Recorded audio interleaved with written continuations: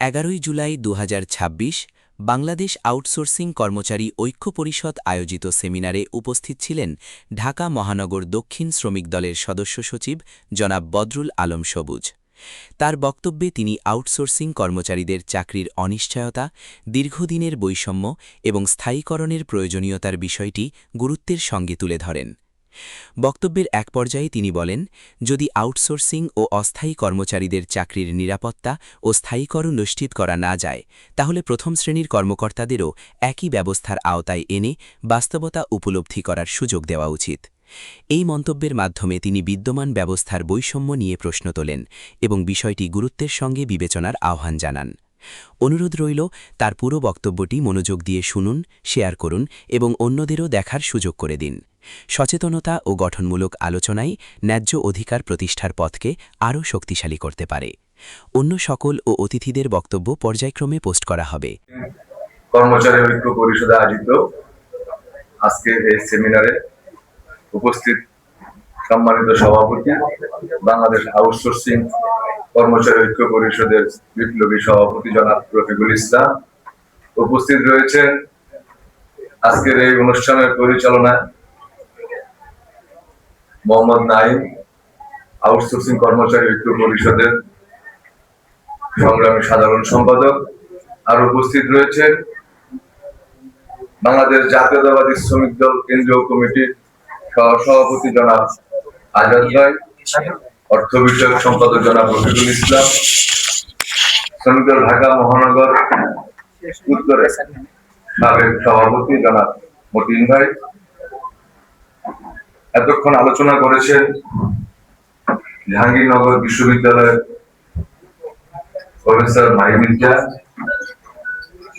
এবং আজকের আলোচক হিসেবে উপস্থিত রয়েছে জনাব মোহাম্মদ মাহফুজুর রহমান ভূঁইয়া এবং আজকের প্রধান অতিথি হিসেবে উপস্থিত থাকবেন বাংলাদেশ জাতীয়তাবাদী দলের ঢাকা মহানগর দক্ষিণের সাবেক সভাপতি, ঢাকা দক্ষিণ সিটি কর্পোরেশনের মাননীয় প্রশাসক মহোদয়।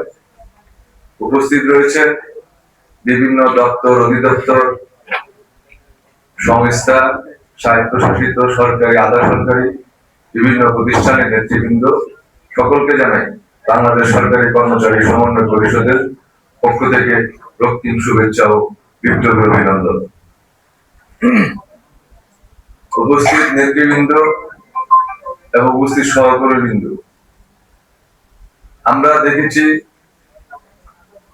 যে বাংলাদেশ আউটসোর্সিং কর্মচারী ভাই বোনদের যে দুঃখ দুর্দশা এবং দীর্ঘদিন যাবৎ এই দুঃখ দুর্দশার কথা আমরা শুনে আসছি।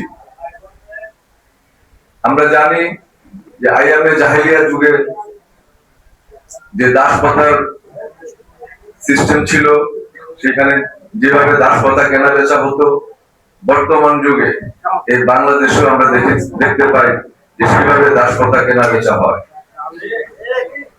এটা অত্যন্ত দুঃখজনক। আমরা বলতে চাই যে এই যে সিস্টেম, এই যে রীতিনীতি, এটা শুধু একমাত্র কর্মচারীদের জন্যই রয়েছে। এই সিস্টেমটা কিন্তু কর্মকর্তাদের জন্য না।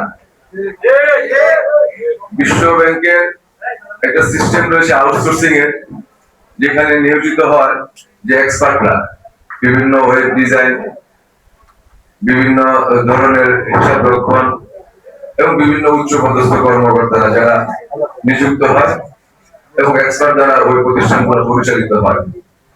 কিন্তু আমরা বাংলাদেশে দেখতে পাচ্ছি যে আমাদের বিভিন্ন ক্যাটাগরি, গার্ড, মালিক, প্লাম্বার, ড্রাইভার, সহকারী প্লাম্বার, ইলেকট্রিশিয়ান, সহকারী ইলেকট্রিশিয়ান, শুধু এই পদগুলো হচ্ছে আউটসোর্সিং এ, কিন্তু অন্য পদগুলো কিন্তু আউটসোর্সিং এ হচ্ছে না। যদি আজকে অন্য পদগুলো যদি আউটসোর্সিং এ নিয়োজিত হতো, তাহলে আজকে সেই কর্মকর্তারা বুঝতে পারতেন যে এদের দুঃখ এবং দুর্দশা কি অবস্থায় রয়েছে। আমরা চাই যদি আউটসোর্সিং এই কথাটা যদি থাকে বাংলাদেশে, শুধু কর্মচারীদের জন্য থাকবে কেন, এটা কর্মকর্তাদের জন্য রাখতে হবে। তাহলে আমাদের মাঝে একটা সমন্বয় হবে, এই দুঃখ দুর্দশা এখান থেকে অবসান ঘটবে। এছাড়া আর কখনোই এই দুঃখ দুর্দশা অবসান ঘটবে না, কারণ তারা উপরে থেকে নিচের দিকে পানি ফেলে, নিচের দিকে পানি গড়ায়, সেই জন্য সমস্ত দুঃখ দুর্দশা এই নিচের দিকে রয়েছে। তা আমরা বলতে চাই যে আগামী দিনে আউটসোর্সিং নিয়োগ কথাটা সর্বস্তরে থাকবে, যেরকম কর্মচারীদের ক্ষেত্রে থাকবে সেরকম যেন কর্মকর্তাদের ক্ষেত্রে যেন এই আউটসোর্সিং সিস্টেমটা চালু হয়। সংগ্রামী বন্ধুগণ, আমরা দেখতে পাই যে বিভিন্ন দপ্তর অধিদপ্তরে ইতিমধ্যে অনেক কর্মচারী ছাঁটাই হয়েছে এবং অনেক কর্মচারীকে ছাঁটাই করারও সিদ্ধান্ত নেওয়া হচ্ছে, এটা প্রতি মাসে মাসেই হচ্ছে। এই যে কষ্ট, এই যে কর্মচারীরা এ দেশকে, এদেশের মানুষকে, এদেশের জনগণকে যেভাবে সেবা দিয়ে যাচ্ছে, সেই সেবাটা যদি তার পরিবারকেও দিতে পারতেন তাহলে তার পরিবারের আর কোনো দুঃখ দুর্দশা থাকতো না। পুরো সময়টাই কিন্তু এই দেশকে, দেশের মানুষকে দিয়ে যাচ্ছে, বিনিময়ে উনি কি পাচ্ছেন? শুধু কষ্টই পেয়ে যাচ্ছেন। তাদের পাশে দাঁড়ানোর জন্য, তাদেরকে সহানুভূতি দেখানোর জন্য আজকে কাউকে খুঁজে পাওয়া যাচ্ছে না। যেখানে তারা যাচ্ছেন সেখানে দূর দূর করে তাড়িয়ে দেওয়া হচ্ছে। এর একমাত্র কারণ তারা ছোট কর্মচারী, তাদের জন্য বলার কেউ নেই। যারা বলবে তারা রাজার হালতে বসে আছে, তারা নির্যাতন নিপীড়ন করছে, তাদের রক্ত চুষে তারা আজকে আরাম আয়েশ চালাচ্ছে, তাদের পরিবার পরিজনকে ভালো শিক্ষা দিচ্ছে, ভালো চিকিৎসা দিচ্ছে, ভালোভাবে জীবন যাপন করছে।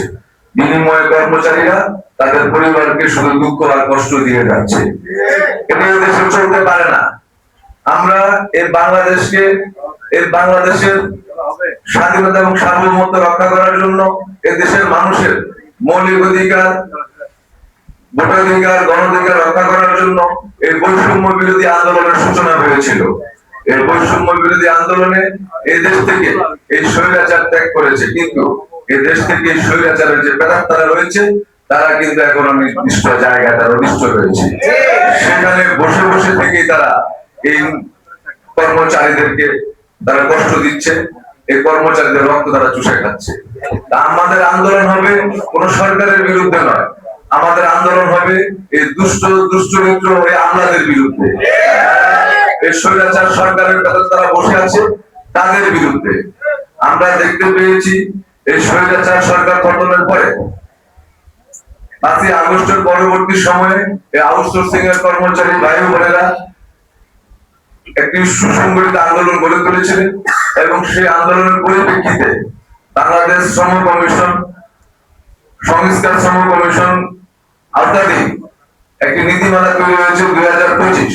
সেই নীতিমালার মাধ্যমে এই কর্মচারীদের অনেক দাবি দাবা, অনেক অধিকারের কথা বলা হয়েছে, কিন্তু ওই যে স্বৈরাচারের যে প্রেতাত্মারা বসে আছে তারা সেটা বাস্তবায়ন করতে দিচ্ছে না।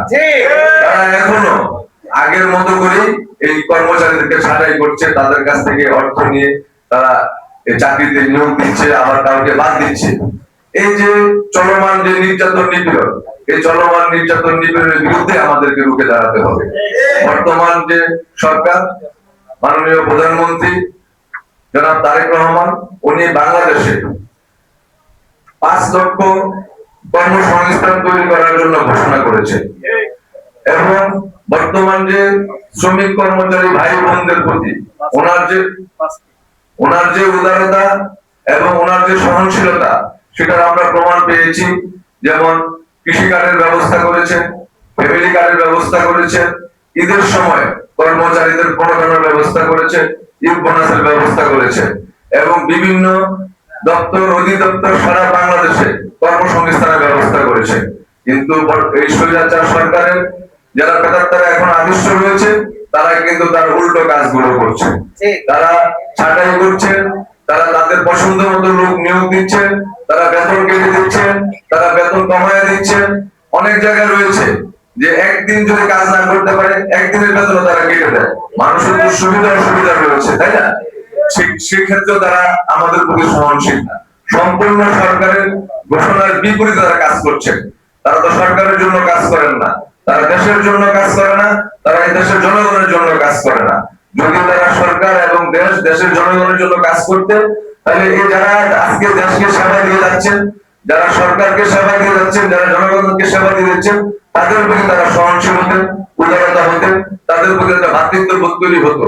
সেখানে আমাদের এই গরিব কর্মচারীরা সুন্দর এবং সুস্থ জীবন যাপন করতে পারে, কিন্তু সেখানে সম্পূর্ণ উল্টো হচ্ছে। তা আমরা বলতে চাই যে আগামী দিনে আমাদেরকে ঐক্যবদ্ধভাবে আন্দোলন গড়ে তুলতে হবে। সেই আন্দোলনে জাতীয় নেতৃবৃন্দরা থাকবে, আমাদের বিভিন্ন সমাজসেবীরা থাকবে এবং এদেশের বুদ্ধিজীবীরা থাকবে, এদেশের পেশাজীবীরা থাকবে। সকলে ঐক্যবদ্ধ হয়ে এই দুশ্চরিত্র আমলাতন্ত্রের বিরুদ্ধে আমাদেরকে রাজপথে নামতে হবে। রাজপথে নামে তাদেরকে আমাদের উচিত শিক্ষা দিয়ে আমাদের গণকর্মচারীদের দাবি দাওয়া আদায় করতে হবে। আগামী দিনে সবাই যেন ভালো থাকে, সুস্থ থাকে, আউটসোর্সিং কর্মচারী ভাই বোনদের জন্য দুঃখ দুর্দশা যেন লাঘব হয়, সে প্রত্যাশা ব্যক্ত করে আমি আমার বক্তব্য শেষ করছি। খোদা হাফেজ। বাংলাদেশ জিন্দাবাদ।